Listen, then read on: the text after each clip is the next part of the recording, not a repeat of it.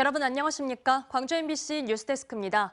공항 근처의 고층 건물 등에는 항공 장애 표시 등이란 걸 의무적으로 설치하게 돼 있습니다.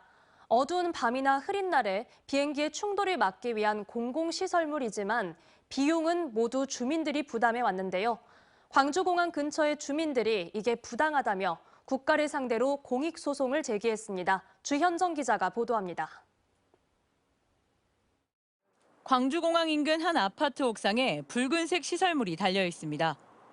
도심 상공을 가르는 비행체와의 충돌을 막기 위해 야간이나 흐린 날의 경우 낮에도 깜빡깜빡 불빛이 들어오는 항공장애 표시 등입니다. 조종사가 육안으로 충돌을 피할 수 있는 유일한 안전장치이다 보니 군, 민간 할 것 없이 공항 15km 안, 높이 60m 이상의 모든 시설물에는 반드시 설치하도록 법으로 규정하고 있습니다. 광주에서만 123곳의 아파트 단지와 교량, 굴뚝 등에 수만 개가 설치돼 있습니다. 이 가운데 광산구 7개 단지 아파트 주민들이 공공시설물 관리 책임을 주민에게 전가하는 것은 부당하다며 대한민국을 상대로 공익소송을 제기했습니다. 항공장애 표시 등의 설치는 법정 의무인 반면 비용은 고스란히 주민들이 부담하고 있기 때문입니다. 원래 그러려니 있으려니 생각을 했었는데 근데 어느 날 보니까 국가시설물이라는 걸 알고 그것에 대해서 주민들이 내는 관리비로 부담을 한다는 건 좀 부당하지 않느냐. 전국에서 처음인 이번 소송에 대한 첫 공판이 열렸습니다. 주민들은 국가 필요시설인 만큼 유지 비용도 국가가 책임져야 한다고 주장했고 정부 대리인인 국토교통부는 주민들의 소송 청구 자체가 성립되지 않는다고 맞섰습니다. 논쟁 끝에 재판부는 주민들의 주장을 받아들여 그간 설치와 유지에 들인 관리 비용이 얼마인지 감정하기로 했습니다. 근데 정부를 상대로 한 소송이기 때문에 이게 장기간 이루어질 것 같습니다. 하지만은 정부를 상대로 한 재판이만큼 이 자체가 의미가 있고 또 전국의 군공항이나 민간공항으로 피해를 입는 지역들이 많기 때문에 아무튼 좋은 사례가 되지 않을 것. 국내에서 처음 다뤄지는 항공장애 표시 등 공익소송 결과는 이르면 내년 상반기 나올 전망입니다. MBC 뉴스 주현정입니다. 역대 최대 규모의 세수 감소가 현실이 되면서 광주시가 내년에 빚을 내서 살림살이를 하게 됐습니다. 2,800억 원의 지방채를 발행해 부족한 세수를 채우기로 한 겁니다. 김영찬 기자의 보도입니다.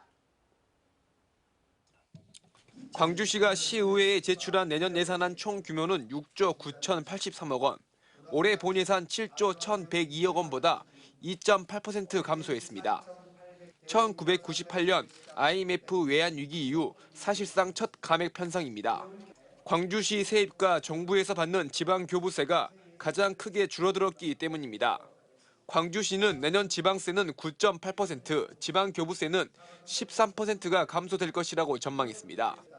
부족한 세수를 메꾸기 위해 광주시는 지방채 카드를 꺼내들었습니다. 올해 대비 4,819억 원의 세입 감소가 전망되는 상황에서도 과기와 기업을 살리는 적극 재정 정책을 펼치기 위해 최선을 다하겠습니다. 이를 위해 지방채 2,800억 원을 발행했습니다. 내년에 이 정도의 지방채 발행은 올해보다 10배가 넘는 규모입니다. 이 경우 광주시의 누적 지방채는 1조 8천억 원 수준으로 광주 시민 1인당 120만 원가량의 부채를 안고 있는 셈입니다. 이에 따라 광주시는 강도 높은 세출 구조 조정에 들어갔습니다. 자체 사업과 경상 경비를 지난해보다 10% 안팎으로 줄이고 지지부진한 생활 SOC 사업들은 원점에서 재검토합니다. 대신 소상공인 특례보증과 지역화폐 등 민생 경제와 직결되는 예산은 지원하기로 했습니다. 대기업 법인세를 줄여버리니까 법인세로 이렇게 거치는 우리의 그 국세, 이게 다 깎여버려서 결국에 이걸 오롯이 지방들이 다 피해를 입게 됐는데. 중앙정부의 역대급 세수 부족과 국비 지원마저 끊기면서 자치단체가 빚을 내 내년 살림을 해야 하는 처지가 됐습니다. MBC 뉴스 김영창입니다. 김영록 전남지사가 광주 군공항 이전과 관련해 3자 회담 제안에 무안군이 응하지 않는다면 강기정 광주시장부터 먼저 만나겠다고 밝혔습니다. 무안국제공항 활성화 문제는 단순히 무안군의 문제는 아니라며 정면 돌파를 하겠다는 의지로 해석됩니다. 서희령 기자입니다. 광주 군공항 이전과 관련해 전라남도의 재차 대화를 압박해온 광주시. 서로 만나야 답이 보입니다. 전남에서 3자 간 대화가 우선이라고 했으니 가장 빠른 일정을 잡아서 회동을 하기를 바랍니다. 양자와 다자, 삼자 등 어떤 형식에도 임하겠다며 무안으로는 민간공항을, 한평으로는 군공항을 분리 이전하는 방식도 동의한다며 다시 한평군을 끌어들였습니다. 전라남도는 한평군으로의 군공항 이전은 원칙적으로 불가하다는 입장입니다. 김영록 지사는 기자 간담회를 열고 공식적으로 이 같은 입장을 재확인했고 무안국제공항으로 군 민간공항 동시 이전 필요성을 다시 강조했습니다. 또 광주 군공항 이전 문제 해결을 위해 무안군수를 포함한 3자가 모이는 것이 가장 좋은 방법인데 다만 협의가 덜 된 부분이 있고 무안군 설득에도 공동의 노력이 필요하기 때문에 필요하다면 광주시장과 먼저 만날 수 있도록 하겠다고 말했습니다. 무안국제공항 활성화는 전남도뿐 아니라 광주, 전북까지도 연계된 만큼 무안군의 문제로만 한정할 수 없다고도 못 박았습니다. 원래 SOC 문제는 광역 자치단체의 소관입니다. 항만이랄지 또 공항이랄지 고속도로랄지 이런 부분은 여러 시군이 함께 이용을 해야 되는 SOC이기 때문에 현재 전라남도는 무안군에 광주시와의 3자 회담을 제안하는 공문을 보낸 뒤 답변을 기다리는 상태. 다음 달 13일 무안군에서 김영록 지사와의 도민과의 대화가 예정돼 있지만 군공항 이전을 반대하는 주민들은 역시 반대하고 있습니다. 군공항 이전을 일방적으로 추진하면서 무안군민을 소지역 이기주의자로 매도하고 있다며 김산 무안군수에게도 대화에 응하지 말 것을 촉구했습니다. 광주 전투병장 이전에만 전남 도정이 온 힘을 쓰고 있으니 참으로 개탄하지 않을 수 없다. 이에 대해 김 지사는 모든 도민의 도정 보고회를 해야 할 의무가 있다며 군공항 관련 어떤 질의와 답변이 필요하다면 절대 피하지 않겠다고 밝혔습니다. MBC 뉴스 서유령입니다. 전남 의과대학 유치를 위한 범도민 추진위원회가 구성됐습니다. 정책 전문가와 학계, 주민 대표 등이 의대 유치를 위해 함께 힘을 모으기로 했습니다. 또 전남 지역 여야 4당을 포함한 정치권도 의대 신설에 적극 나서기로 했습니다. 박종우 기자가 취재했습니다. 전남 인구 1000명당 의사 수는 2.6명, 서울에 비하면 절반 수준이며 응급의학 전문의는 전국 평균의 3분의 1 수준입니다. 전남 17개 군단위 지자체들은 중증 응급 의료 취약지로 전국에서 가장 많습니다. 이처럼 전국 최대 의료 취약지인 전남에 국립의대가 필요한 이유입니다. 정부는 지난 21일 의과대학 정원 수요조사 결과를 발표하고 의사 인력 확대와 지역 필수 의료 생태계 조성을 약속했습니다. 하지만 지역을 위한 세부적인 계획은 아직 반영되지 않은 상황입니다.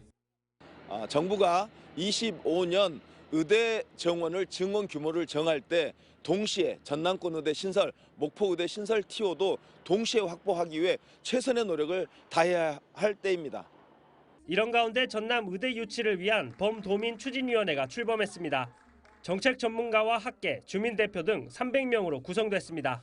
우리 모두가 힘을 합쳐서 30년 동안 우리 전남 도민의 염원을 모아서 우리 전남 도민의 건강권을 확보하기 위한 주민뿐만 아니라 지역 정치권도 힘을 모으기로 했습니다.